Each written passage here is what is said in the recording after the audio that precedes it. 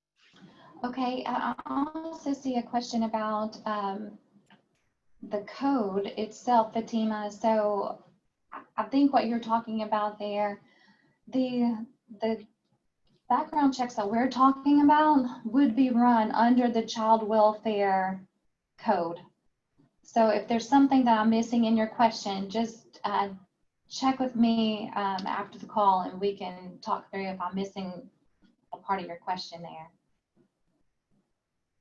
Okay, I need to clarify. So volunteers get state only check, but still visitors do not have to have background checks.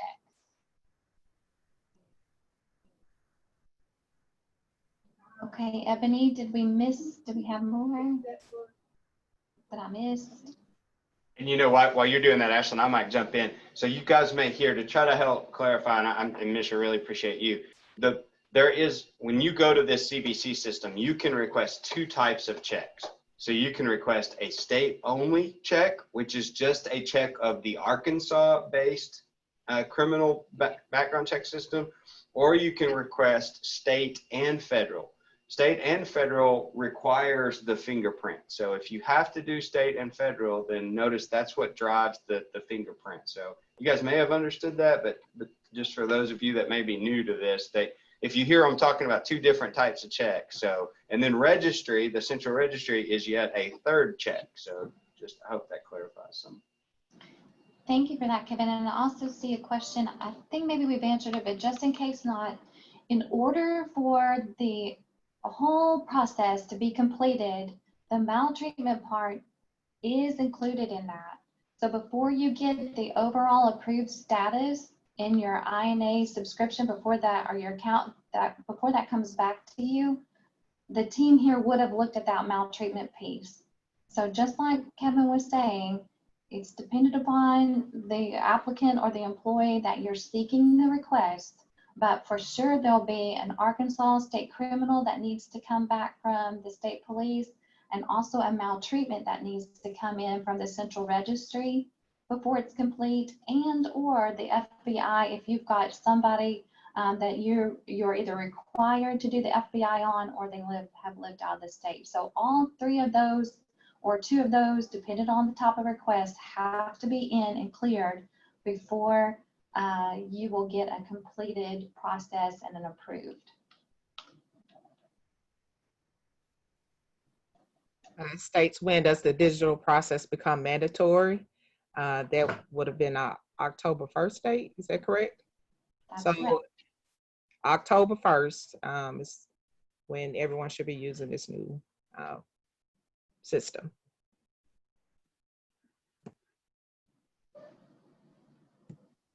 Does this apply to renewals? All three must be submitted again?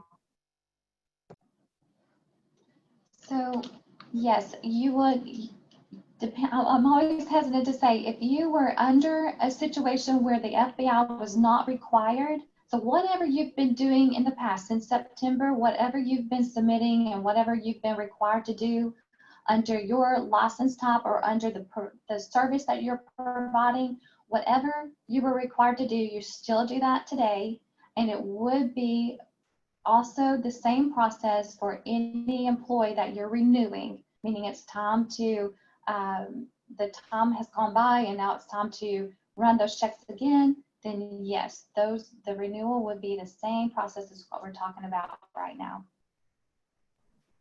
Can I jump in on the central registry? I see several questions on central registry, so I just want to make sure that we're clear about that process. Because again, Ashlyn said this a couple of times, the requirements of what checks have to be done is still the same. So out-of-state central registry requirements are still required if the person has lived outside of the state for 5 years. And in order to take a placement from DCFS, you have to have the state, the FBI, the central registry, Arkansas Central Registry. And if the employee has lived out of the state in the last 5 years, central registry checks from those states. The employee cannot start until all of those are back. So I see a couple questions related to that. If I'm not clear, put it in the chat box and I will clarify again. And this is Kevin. I wanted to jump in. I've seen a couple of questions about emails on the forms. So if you are not getting the forms, one, you can let Nora or Ashlyn or their team know, and they can reach out to us, and we can go and look for that. And unfortunately, it is email. Check your spam folders, check, make sure you didn't typo the email address. In every scenario, we're running checks regularly to make sure the system is delivering. I will tell you that it does have sensitive information. So if your email system doesn't support encryption, you'll hear terms like TLS encryption, but our system, DHS's system, when it reaches out to deliver an email, if your system doesn't accept an encrypted type email, which, by the way, most public, so if you're using Gmail or Yahoo or whatever, most of those systems are already configured to do that. But if you happen to be running on some old version of an email server that is not supporting encrypted emails, you could be getting a link that says, hey, we tried to deliver this email to you, but your system is not accepting TLS, blah, blah, blah. So you must click here, and what will happen is it'll create what's called a secure envelope that allow you to click that link and then come back to our system, log into a portal, which you'll have to create yet another account and all that. But we deal with so much HIPAA and other, PHI and PI information. We're bound by our regulatory agencies to only deliver this sensitive email. And some of these forms have social security number, which is considered PHI, or PII. So we can't deliver those to non-encrypted email. So if you're not getting it, check to make sure you've got the email, check your spam. In the worst case scenario, if you still can't find it, reach out and we will go and see if we can find the form submission and see if we can help you track it down.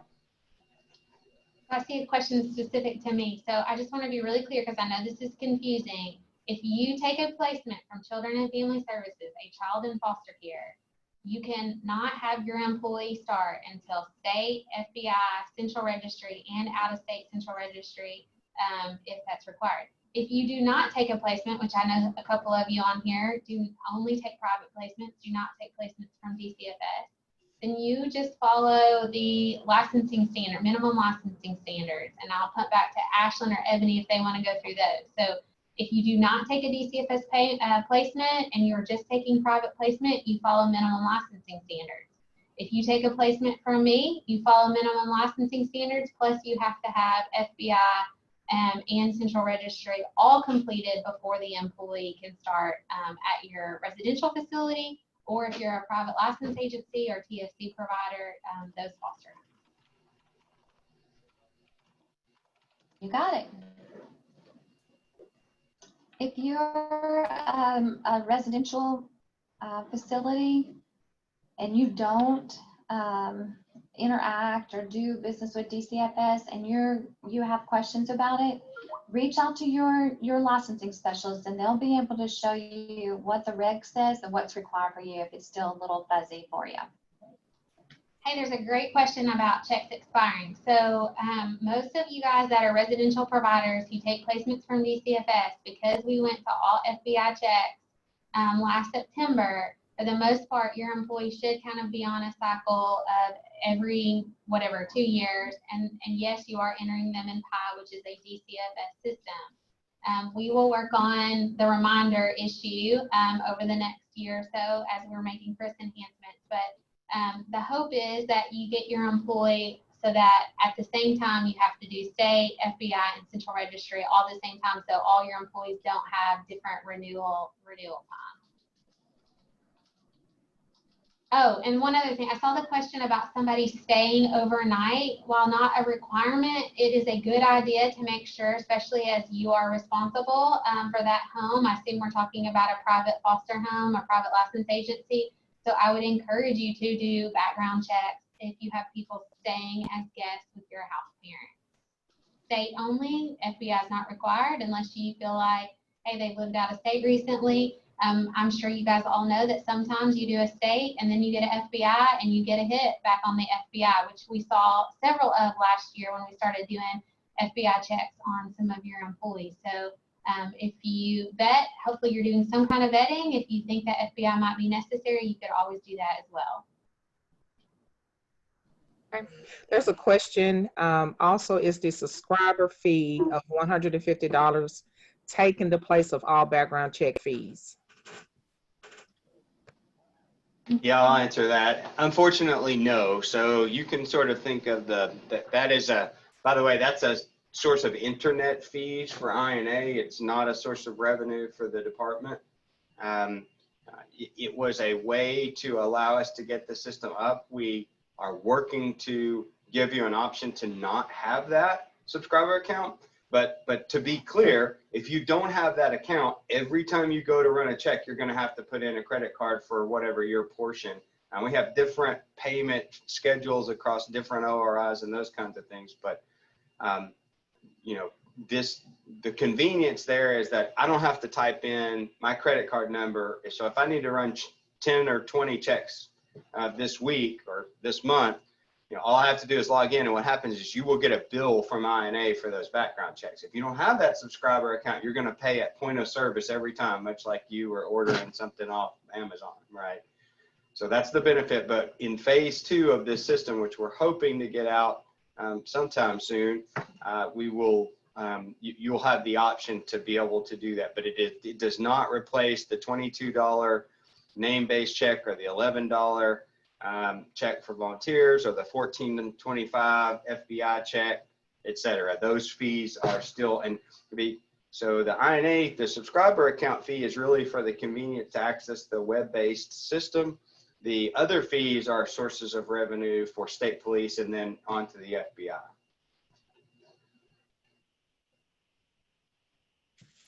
Okay, yes, this provider call is being recorded, and we can send that out to everyone or at your request. So one additional follow-up. Yes, central registry maltreatment checks are required every 2 years, but not FBI. FBI is a one-time only. So if you do it at the beginning, then you're done. Ms. Pruitt, will you tell me what provider you're from? You asked a question about employees and FBI checks. We work closely with all of our providers at DCFS. So those should all, that catch up should have happened last September. So do you mind putting in the chat what provider you're with so I can get a better idea on how to answer your question?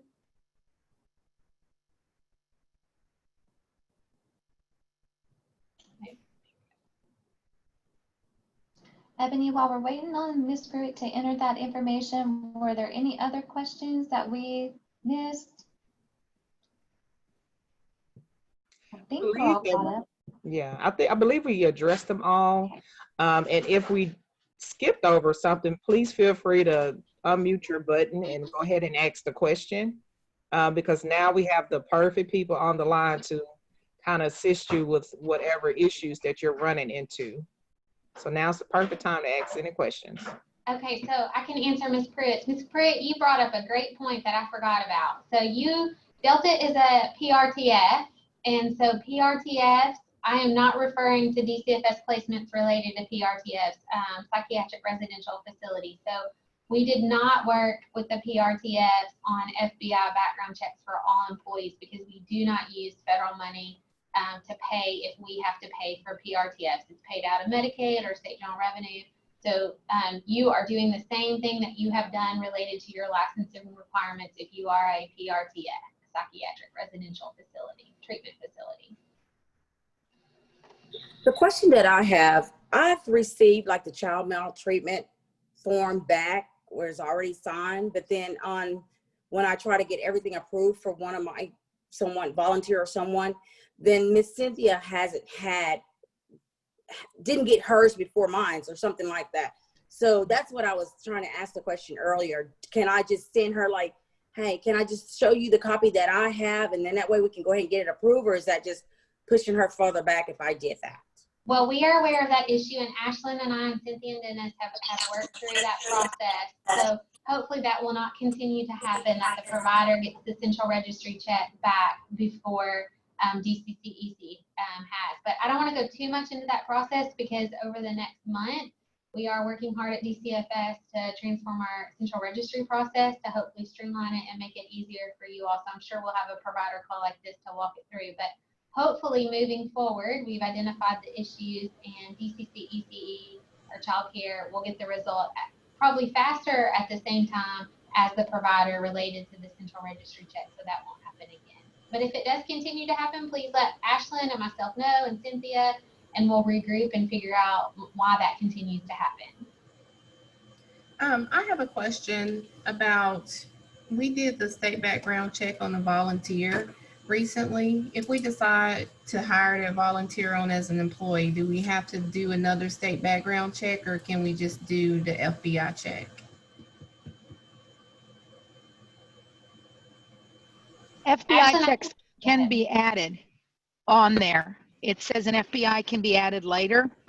As long as the correct forms are uploaded in that system, you should be able to add an FBI on there. Am I correct on this, Kevin?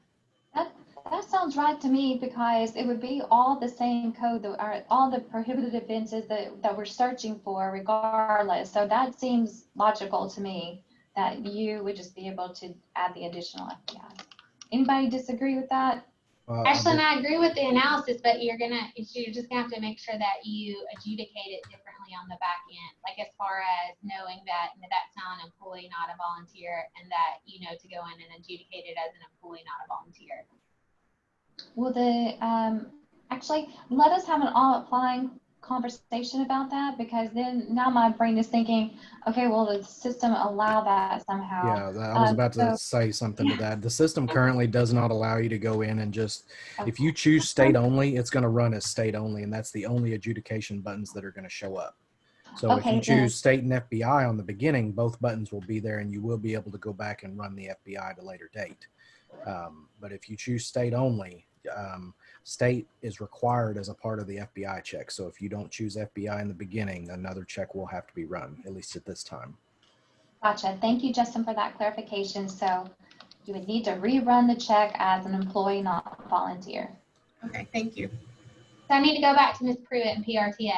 So Ashlyn or Ebony, y'all are gonna have to help me on this, because what I'm saying to Ms. Pruitt is, it is the same licensing requirements that you have always had for a PRTS. So what I was talking about related to DCFS and taking a DCFS placement applies to QRTPs, family life setting residential, private license placement agency, TFC. What I was saying related to DCFS and running FBI background checks on all employees does not apply to PRTS. For PRTS, it is the same minimum licensing standards that you always have, and I do not have that memorized off the top of my head as to what your employees have for PRTS, but it is the same as it has always been according to the minimum licensing standards. Right, so you would need, I'm sorry, Ebony, go ahead. I was just going to say, nothing has changed with that process, the licensing requirements.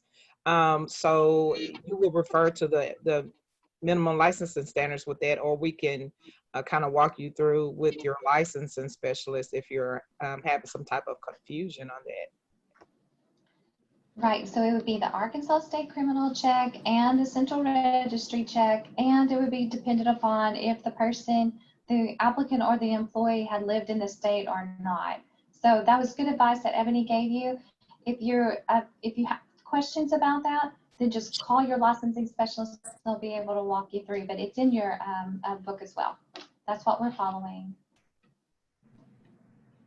Okay. Can I ask another question? When we do the FBI check, the state and FBI check for someone here for as our business, but then like if they're from Louisiana, we have to do one, or the FBI will catch all states? Or will we have to do one for Louisiana, and then how we normally run ours? Will we have to do it for Louisiana too? Or will FBI catch Louisiana? What provider? Oh, sorry, Ashlyn. Okay, go ahead. Water Springs Ranch 220. Sorry, Ashlyn, go ahead. So residential. Okay, so Fatima and Ebony, check me on this. It is my understanding that in this, using that as an example, they would do the state criminal for Arkansas and the FBI because that person lives in Louisiana. There's not an additional Louisiana criminal check, or am I wrong? That is correct. From my understanding, the FBI picks up all states. Well, But let's April, see. you would, excuse me, April, you would be required to do a Louisiana or whatever state they're from, a child maltreatment though. Okay, okay. Yes. And just so you guys know, what we've learned is that not all states report up to the FBI. Like not.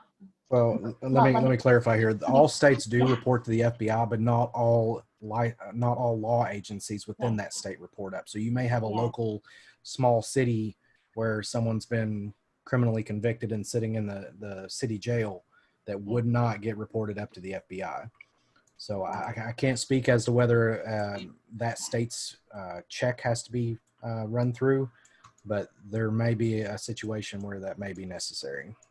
Yeah, just wanted you guys to know that information, because that by the minimum licensing requirements, you are responsible for Arkansas criminal and Arkansas Central Registry, and in your example, April, FBI, and then Louisiana Central Registry.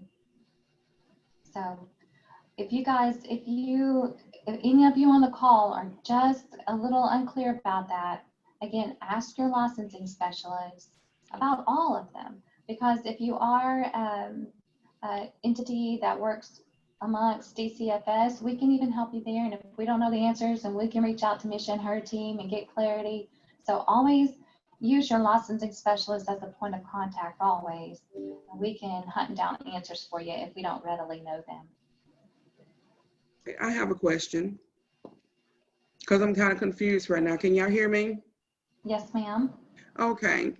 Before we're hiring employees, we were told to do only the FBI check on employees that lived outside of the state of Arkansas. Then last year, we were told that we had to do FBI checks on all of our potential employees. Now it's sounding like y'all are saying that we're going back to the old way and just doing FBI checks on the employees that lived outside of the state of Arkansas within the last 5 years. Which one are we supposed to be doing now? Can I take it? Sure. Miss Bell, what provider are you? Dana's house. We're emergency shelter Okay. facility. So you take placements from DCFS. So Yes, we do. Nothing has changed. So you are still doing the process that we started in September of 2019. You need to do an Arkansas state check on every employee. You need to do an FBI background check on every single employee, whether they have direct care or not. You need to do an Arkansas Central Registry check. And if the employee has lived out of the state in the last 5 years, you need to do a Central Registry check on any state in which the person has lived. So what you have been doing since September of 2019, you are continuing to do, but now you're doing it through the INA subscription or through the portal, whatever term we're using. So we're doing it electronically. Same requirements. That makes sense. So when the time comes for renewal, I just do state, I don't have to do another FBI check, correct? That's correct. That's what I said. So FBI only one time on the employee, Central Registry every 2 years. Thank you. You're welcome. Misha, do you guys have any requirement to redo the FBI every 5 years or anything like that? No, not for a residential. And Ms. Bell and all other emergency shelters, QRTPs, residential, please do us a favor and key those in PI too. We're not talking about that today, but we really need you to key it into PI so that we keep track of it. And then we can help you remember when you need to do it again as well. Hey, Ebony, it looks like the majority of everybody on the call wanted a copy of the recording, so let's just get that back out to everybody to be safe. Sure. I think that we've moved through all of the questions, you guys, and we've run just a little bit past our time. I think the name of the game here is, if you have any questions at all, go ahead and call your licensing specialist. You can email or call Cindy and Nora. They will be the first ones. Especially get a hold of Nora if it's been a while since you've had any results back, and let her help you sort that through. You can always email me. I can get you to the right spot and or answer your questions. So I appreciate, again, your time today and your attention and your patience with it. But we will get there. I guarantee you we'll get there, you guys. It's just going to take us a little bit of time working together. All right, Ebony, any last words from you? I'd like to thank Kevin, Justin, and Misha for answering all of those questions. I really do appreciate it. And just to piggyback off of Ashley, you can give me a call or email. I'll be happy to assist you in any way that I can. So if we do not have anything else, have a great day. I appreciate your time. See you guys. Bye-bye. Bye-bye, guys. Thanks, everyone.